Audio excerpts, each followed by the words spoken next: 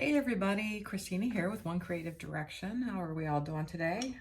Welcome back to my channel, or welcome if you're a new subscriber or watcher. I would ask that everyone make sure that you're subscribed to my channel, hit the notification bell, and obviously like and share my videos anytime you enjoy them or feel like you want to share the content. I do try to bring you all kinds of, helpful hints and tips, tricks, methods, tutorials, and try to keep my videos as short as possible. So if that's something that you're interested in, please like and subscribe. Okay, now that we have that out of the way, I did have a few subscribers who asked me to elaborate or show some more detail from one of my previous videos on coding my art. And I'll admit, when I had my, when I had my setup out in the living room, it wasn't the best setup and it was really hard. I didn't have a really good lighting out there. So my method was to hold it up to the light so I could get a reflection and apply my Brite Tone that way. So I'm hoping this will help. They've asked for, a little bit better view of how to apply my Brite Tone. So hopefully this will help. So what I do is I'm in my art room and I have quite a few lights in here, but I also have a window right behind where the camera's sitting. And I try to hold my piece, whether it's a tile like this one, or whether it's an art canvas, wood, etc. I try to hold them at an angle so I can get a reflection or a glare. It's easier to concentrate your product that way. So what I do is I've also had a few people ask me what brushes I use. So I just happened to get these on clearance at Michael's. A couple of different brushes. They're all made out of the same material. They're very, very soft bristle brush. These all happen to be Grumbacher.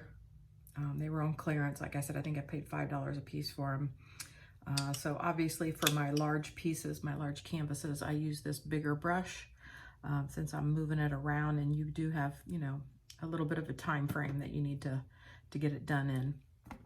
But for my smaller items like tiles and smaller canvases, I usually use one of these two, the rounded or the squared. And honestly, I don't notice a difference in either one of them. But basically what I do before I start is I shake out my brush and I try to blow it. Because believe it or not, your brushes can get little particles of dust and, material fibers in them. And then I also take whatever I'm getting ready to coat and I kind of wipe it off on either myself or something else. Large canvases, I usually take like a baby wipe or a watered down paper towel or just a moist paper towel and try to wipe off as much dust as possible. Coffee filters work really good because they don't have lint. So if you need to wipe something off and you don't want lint, coffee filters are amazing. Okay, so with all that said, I do keep my Brite Tone in a small little squirt bottle that I got from the Dollar Tree. It's just easier to apply rather than opening the container and closing the container and getting all that crusty stuff around the corners and being afraid to get it on your surface. So from there, I just squirt a small amount onto my tile or canvas like that, depending on what type of surface. And then I make sure my brush is wet, and you do have, a short amount of time to work this in. So I usually try to cover it. And then while holding it at an angle, I just gently slide the brush over it once I've got it on the entire surface. And if you've worked with Brite Tone, you know that you have to put on very thin layers. It's not like resin where you put it on super thick. And then once I get the top completely coated, I just take the brush around all the edges and corners, make sure those are covered, hold it at an angle so you can see that your coverage is even and you don't have any air bubbles or anything, or you didn't miss a spot. And that looks good. I've been doing this for a long time, so I'm very fast about it. And then I have a rack that I put everything on to dry.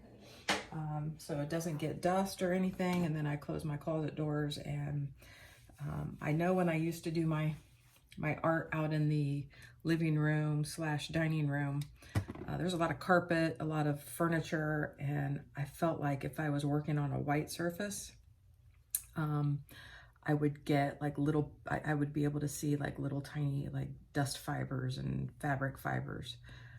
Working in here, this has no carpet, no furniture or anything in it, so I'm not really seeing or having that issue in here. And then I always make sure my brush is cleaned out, blown out before I get started, to make sure there's no additional, fibers in there as well. So that's it. If you guys have any more questions or want any more guidance on how to use Brite Tone or any of the Crystalac products, please feel free to shoot me an email. Be glad to help you. I absolutely love the products. Getting ready to try out some more. I have some tiles ready to test, some 7 and 30-day tiles. So I think we're at about maybe 12 or 13 days. So I should be able to put that video out here in another couple weeks, and see what the results are of those 2 new top coats from Crystalac. So stay tuned for that. And like I said, make sure you're subscribed, because I do get occasional discounts, and the only way that I can get those out is, send them out to my subscribers on YouTube and a few of the paint pouring groups that I'm in. So thank you for joining me, and I will see you on the next video.